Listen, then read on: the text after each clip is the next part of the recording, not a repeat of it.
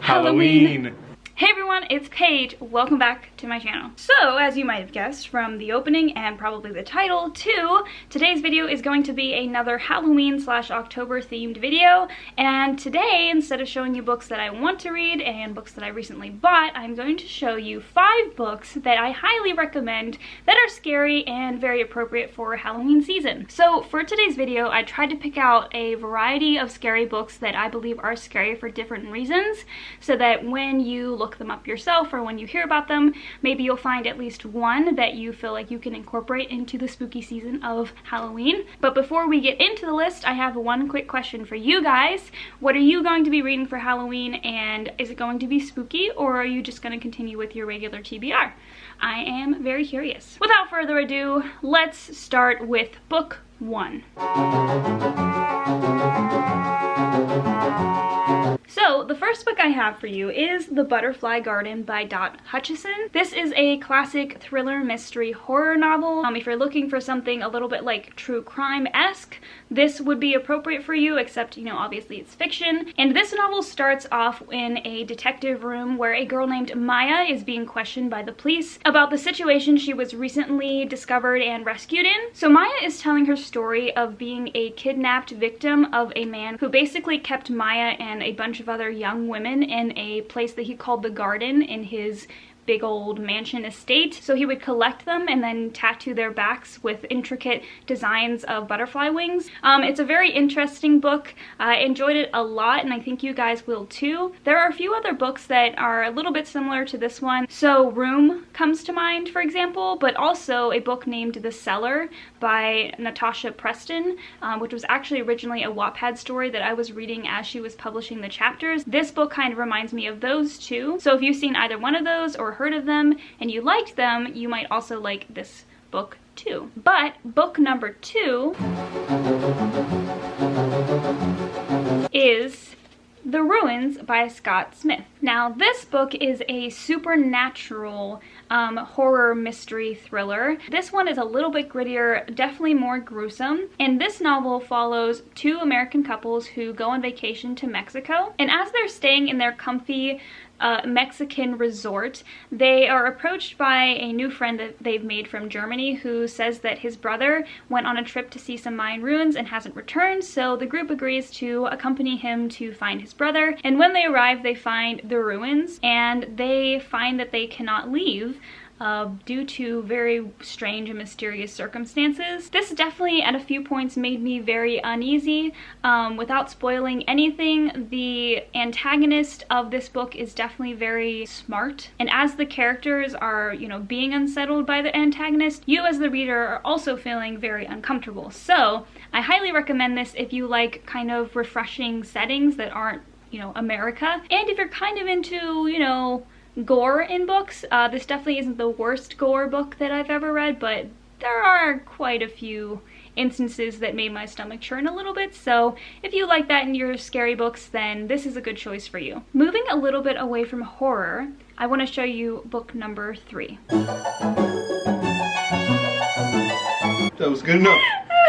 So, book number 3 is Omens by Kelley Armstrong. I was recently reminded of this series by a wonderful booktube subscriber of mine, Paul. I read this book a few years ago. I am a huge Kelley Armstrong fan, and I think that this is a perfect book to read during October or Halloween time in general, because the setting is so strong and fantastical and just a little bit unsettling. So this is considered sort of a urban fantasy paranormal thriller. It is the first book in the Canesville series. So this follows a woman named Olivia, who is the daughter of a very prominent Chicago family, so she's lived a very comfortable life. But one day she finds out that she was adopted, and as she looks into it, she realizes that her biological parents are actually well-known serial killers, and this kind of sends her into a spiral, which leads her to start investigating her parents' murder case. And as she's investigating, she's led to this very small, very rural town called Canesville. The people of Canesville are a very superstitious lot that really kind of stick to their own, and they are very influenced by like Welsh mythology and maybe other European mythology. So there are gargoyles in the town and just a lot of traditions that the people of Canesville always uphold. Some of them seem pretty harmless and others are pretty creepy, I'm not gonna lie. And you know, as our protagonist Olivia spends more time in the town, she starts to feel different presences, or she starts to notice different things, how they change. There are very peculiar, interesting characters. Even if you were just to read the first book, it's a great setting and a great story for this time of year. Fun fact actually about this book is that Kelley Armstrong has written different short stories that are set in Canesville that are even creepier than the main novel itself. So one of those stories I found pretty unexpectedly in this horror story anthology called Haunted Nights. And Kelley Armstrong has a story set in Canesville in this anthology called Nosferatu.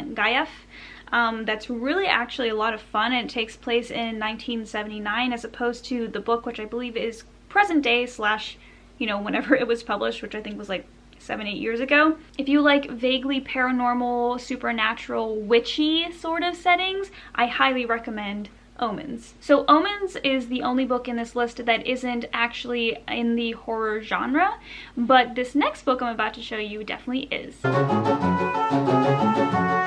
Okay, so I chose a classic horror novel for number 4, and that is The Haunting of Hill House by Shirley Jackson. So I read this book last year around Halloween, and I was skeptical about whether or not I was going to enjoy it, but I really did a lot. And the TV show cover doesn't bother me because I really love the TV show, even though I will say here now that the book and the TV show are really nothing alike. The novel follows a very sort of misfit group of people who gather together to conduct a paranormal investigation of Hill House. So this mission sort of starts off with Dr. Montague, and he sends out a bunch of letters to people who have had paranormal experiences that have been basically reported in the news.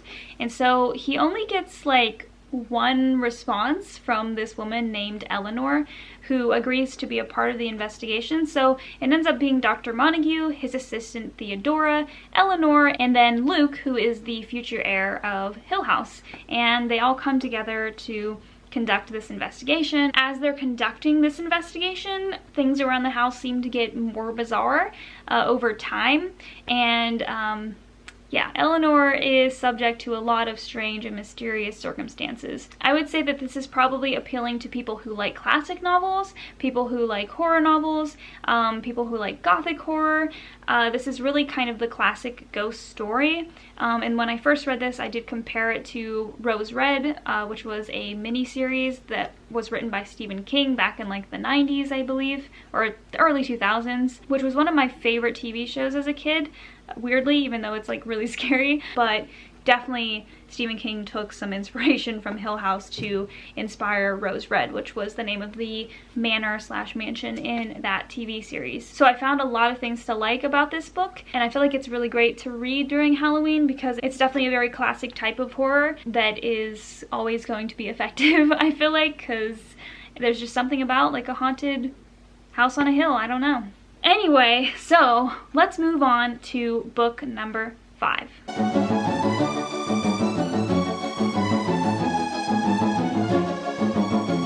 So book number 5 is a bit of a unique choice. It's a bit different from the rest of the books on this list, but I decided to include it because I feel like it's a great book to read between Halloween and Christmas.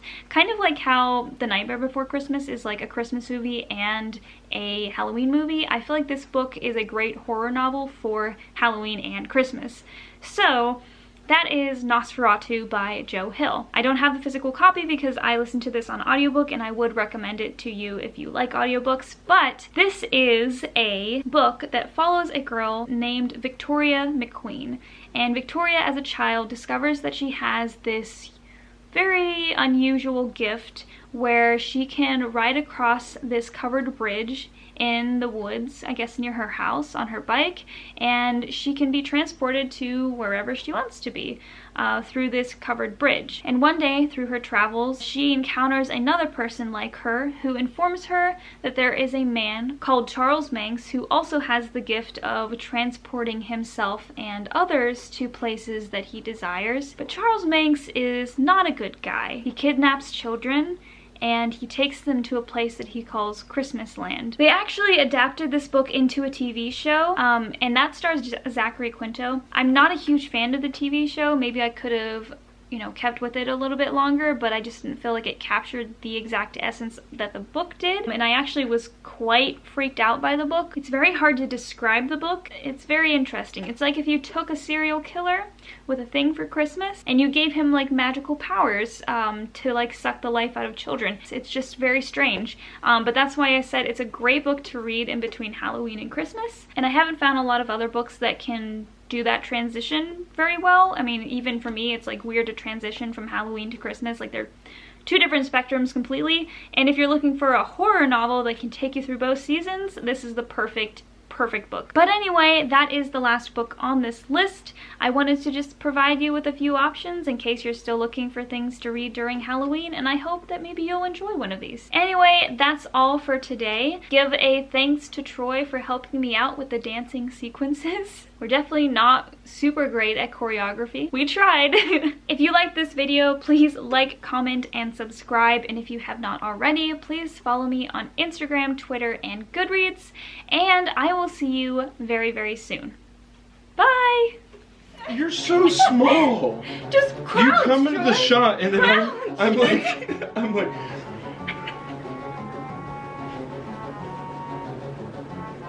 you're like losing count. You're like, I'm trying.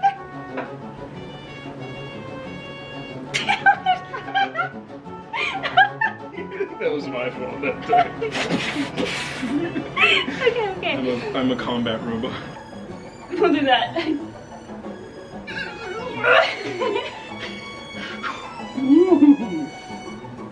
You're like, this is you. You're like.